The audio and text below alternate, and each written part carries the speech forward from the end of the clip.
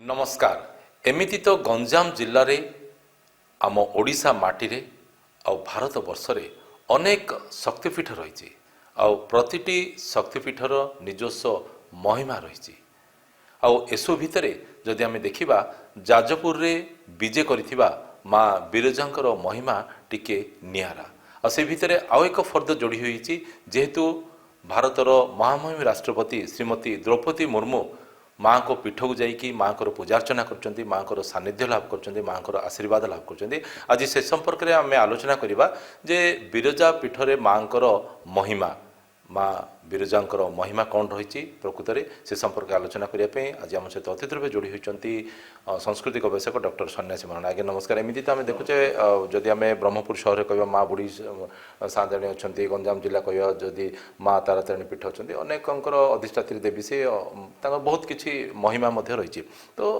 बिरजा माँ जो जाजपुर माँ विजय कर महिमा विषय आम टे आलोचना करवा जेहेतु निजे महामहिम राष्ट्रपति सेठू आसुँच माँ को दर्शन कर पूजा पाठ कौन तार विशेषत्व रही।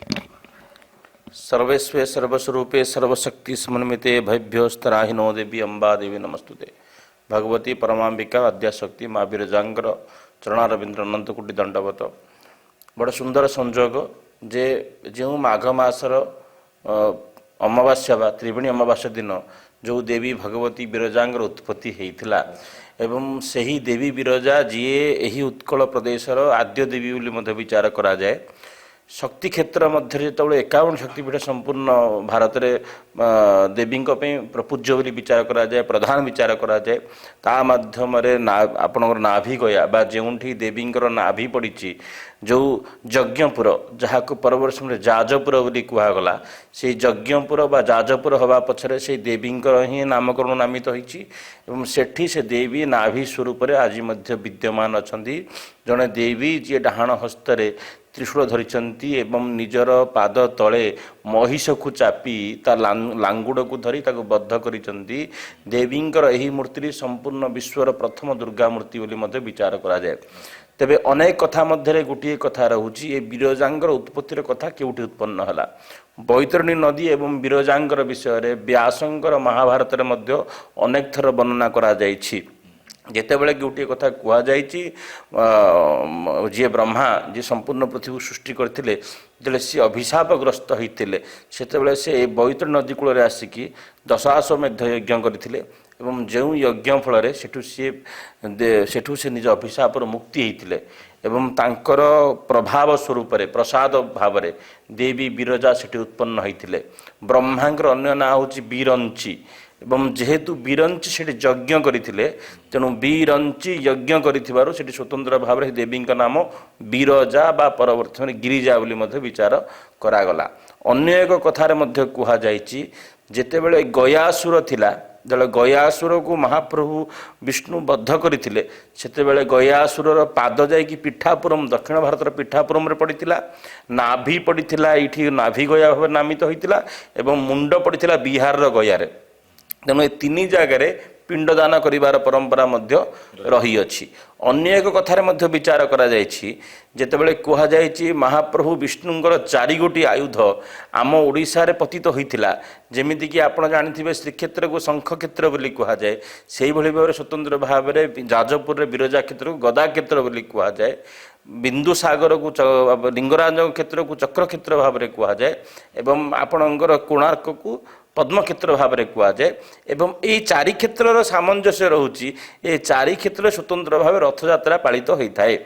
जो बड़ी भाव में आषाढ़ मास शुक्ल पक्ष द्वितीय तिथि महाप्रभु जगन्नाथ रथयात्रा होता है एवं अशोकाष्टमी दिन लिंगराज रथयात्रा होता है।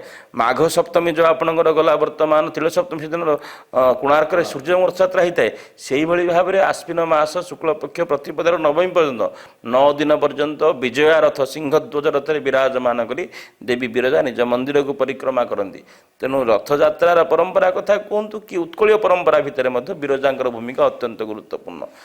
और देवी महापुराण वर्णित अच्छी जितेबाला दक्ष प्रजापति यज्ञ करते यज्ञ करने समय सी केवल शिव को नीचा देखापी यज्ञ करते बिना शिवंकर यज्ञ समापन हो पार समस्त को निमंत्रण करते शिव को निमंत्रण से करनथिले କିନ୍ତୁ ଯେହେତୁ ଗୋଟିଏ ନିୟମ ଅଛି ବାପା ଘରକୁ ଝିଅ ବିନା ଡକରାରେ ବି ଯାଇପାରିବ, ସ୍ୱାମୀଙ୍କର କଥାକୁ କାଟିକି ସତୀ ଯାଇକି ସେଠି ପହଞ୍ଚିଥିଲେ ଏବଂ ସତୀ ଦେଖିଥିଲେ ସବୁ ଦେବାଦୃଷ୍ଟି ଉପସ୍ଥିତ ଅଛନ୍ତି, କେବଳ ସିଏ ମହାଦେବ ସେଠି ଉପସ୍ଥିତ ନାହାନ୍ତି ଏବଂ ମହାଦେବଙ୍କୁ ଅନେକ ତାଚ୍ଛଲ୍ୟ କଲା ପରେ ଦେବୀ ସେ ସବୁ ଜିନିଷକୁ ସହ୍ୟ ନ କରିପାରି ସେ ଯଜ୍ଞକୁଣ୍ଡରେ ନିଜକୁ ନିକ୍ଷେପ କରିଥିଲେ। ମହାଦେବ କଥା ଜାଣିଲା ପରେ ବୀରଭଦ୍ର ସ୍ୱରୂପରେ ଆସିବି ସମ୍ପୂର୍ଣ୍ଣ ଯଜ୍ଞକୁ ନଷ୍ଟ କରିଥିଲେ ଏବଂ ଦକ୍ଷ ପ୍ରଜାପତିଙ୍କର ମୁଣ୍ଡକୁ ମଧ୍ୟ ଛେଦନ କରିଥିଲେ। ଦେବୀଙ୍କର ସେ ଶରୀରକୁ ଧରିକି ସମ୍ପୂର୍ଣ୍ଣ ବିଶ୍ୱରେ ଭୈରବ ସ୍ୱରୂପରେ ମହାଦେବ ବୁଲିବାକୁ ଲାଗିଲେ, ସମ୍ପୂର୍ଣ୍ଣ ପୃଥିବୀରେ ସନ୍ତୁଳନ ବିଗିଡ଼ିଗଲା। ସେ ସମୟରେ ସୁଦର୍ଶନ ଚକ୍ରକୁ ଆଜ୍ଞା ଦେଲେ ଭଗବାନ ବିଷ୍ଣୁ ଯେ ଦେବୀଙ୍କର ଶରୀରକୁ, ଯେହେତୁ ଏ ଯେଉଁ ପୋଡ଼ା ଶରୀରକୁ ଦେଖିକି, ଦଗ୍ଧ ଶରୀରକୁ ଦେଖିକି ମହାଦେବଙ୍କ ମନରେ କଷ୍ଟ ହୋଇଛି, ଏତେ ସୁନ୍ଦର ଶରୀରଟି ପୋଡ଼ିଯାଇଛି, ତୁମେ ଶରୀରଟା ହିଁ ନଷ୍ଟ କରିଦିଅ। ସେ ସମୟରେ ସୁଦର୍ଶନ ଚକ୍ର 51 ଖଣ୍ଡ କରିକିରି ଆଜି ମଧ୍ୟ 51 ଖଣ୍ଡ ଆର୍ୟାବର୍ତ୍ତରେ ଅର୍ଥାତ୍ ନେପାଳରେ ମଧ୍ୟ କିଛି ଖଣ୍ଡ ପଡ଼ିଛି, ପାକିସ୍ତାନରେ ବି କିଛି ପଡ଼ିଛି। ଏଭଳି ଭାବରେ ଅନେକ ଖଣ୍ଡ ଖଣ୍ଡ ହେଲା ପରେ 51 ଖଣ୍ଡ ମଧ୍ୟରୁ ଯେଉଁ ଦେବୀ ଭଗବତୀଙ୍କର ନାଭି ଥିଲା ତାହା ବିରଜା କ୍ଷେତ୍ର ଯାଜପୁରରେ ପଡ଼ିଲା ଏବଂ ଦେବୀଙ୍କର ପାଦ ଦୁଇଟି ଯେଉଁ ପାଦପୀଠ ବୋଲି କୁହାଗଲା ବିମଳା ବୋଲି ମଧ୍ୟ ବିଚାର କରାଗଲା। ଅନେକ କଥାରେ ଗୋଟିଏ କଥା ହେଉଛି ସେହି ସମୟରୁ ଆଦ୍ୟ ସମୟରୁ ପ୍ରାୟତଃ କୁହାଯାଉଛି ଯେ ମନ୍ଦିରଟି ଏକାଦଶ ଶତାବ୍ଦୀ ସମୟରେ ସୋମବଂଶୀ ରାଜା ସେ ନିର୍ମାଣ କରିଥିଲେ। ତାପରେ ଶଙ୍କରାଚାର୍ଯ୍ୟଙ୍କର ଆଗମନ ହେଲା ଏବଂ ସଂସ୍କାର ଆସିଲା ମନ୍ଦିର ଭିତରେ, କିନ୍ତୁ ଦେବୀଙ୍କର ପ୍ରତିମା ଅତ୍ୟଧିକ ପୁରୁଣା ବୋଲି ମଧ୍ୟ ବିଚାର କରାଯାଏ। ସମ୍ପୂର୍ଣ୍ଣ ବିଶ୍ୱର ପ୍ରଥମ ଦୁର୍ଗା ଦେବୀଙ୍କର ଦେବୀ ପ୍ରତିମା ବୋଲି ମଧ୍ୟ ବିଚାର କରାଯାଉଛି ଏବଂ ଦେବୀଙ୍କର ସେ ମନ୍ଦିର ଭିତରେ ପଶ୍ଚିମ ଦ୍ୱାର କେବେ ଖୋଲେନି, ଦେବୀ ଉତ୍ତରମୁଖ ହୋଇକି ବିରାଜମାନ ଅଛନ୍ତି। ଦେବୀଙ୍କର ଈଶାନ୍ୟ ଭାଗରେ ଏକ ସ୍ୱତନ୍ତ୍ର ଭାବରେ ନାଭି କୁଣ୍ଡ ଅଛି, ଯେଉଁଠି ଯାଇକି ଶ୍ରାଦ୍ଧ କଲେ କୁହାଯାଏ ଆଉ ଜୀବନରେ ଶ୍ରାଦ୍ଧ କରିବାର ଆବଶ୍ୟକତା ନାହିଁ ଏବଂ ସେ ନାଭି କୁଣ୍ଡର ସମ୍ପର୍କ ପିତୃଲୋକ ସହିତ ଅଛି। ସେ ନାଭି କୁଣ୍ଡ କେବେ ପରିପୂର୍ଣ୍ଣ ହୁଅନ୍ତି, ସେ ଖାଲି ହେଇ ହେଇ ହେଇ ଅଟୋମେଟିକ୍ ଯାଏ। ତେଣୁ ଏସବୁ ବିଶ୍ୱାସର କଥା, ସମର୍ପଣର କଥା, ମାତୃକୃପାର କଥା, ଏସବୁ କଥାକୁ ବିଶ୍ୱାସ କରି ଆଜି ମଧ୍ୟ ଆମର ମହାମହିମ ରାଷ୍ଟ୍ରପତି ଆସି ମଧ୍ୟ ଦେବୀଙ୍କୁ ଦର୍ଶନ କରିବା ସହିତ ସେ ନାଭି ଗୟା କୁଣ୍ଡରେ ଯାଇକି ସ୍ୱତନ୍ତ୍ର ଭାବରେ ନିଜ ପିତୃପୁରୁଷଙ୍କ ଉଦ୍ଦେଶ୍ୟରେ ସିଏ ପିଣ୍ଡଦାନ କରିଛନ୍ତି ଏବଂ ବ୍ରାହ୍ମଣମାନଙ୍କୁ ମଧ୍ୟ ଗୋଦାନ କରିଛନ୍ତି। ଯେଉଁ ଦାନର ପରମ୍ପରା, ସମର୍ପଣର ପରମ୍ପରା, ଯେଉଁ ହିନ୍ଦୁତ୍ୱର କଥା କୁହାଯାଇଛି ଯେ କୁହାଯାଏ ପିତୃପୁରୁଷଙ୍କ ଅର୍ଥାତ୍ ଦାନଂ ମିତ୍ରଂ ମରିଷ୍ୟତଃ, ଯେତେବେଳେ କିଛି ଦାନ କରାଯାଏ ତାହା ମରିଯାଇଥିବା ଲୋକ ପାଇଁ ମିତ୍ର ବୋଲି ମଧ୍ୟ ବିଚାର କରାଯାଏ। ସେହି କଥାକୁ ଆମ ଦେଶର ରାଷ୍ଟ୍ରପତି ମହାମହିମ ରାଷ୍ଟ୍ରପତି ଦ୍ରୌପଦୀ ମୁର୍ମୁ ମଧ୍ୟ ତାକୁ ଅବଲମ୍ବନ କରିଛନ୍ତି। ତେଣୁ ଇଏ ହିନ୍ଦୁତ୍ୱର କଥା, ସନାତନୀର କଥା। ଏଠି ମାଆର ଶରଣାଶ୍ରିତ ସମସ୍ତେ, ମାତୃକୃପା ପେ ସମସ୍ତେ ବତ୍ସଳା।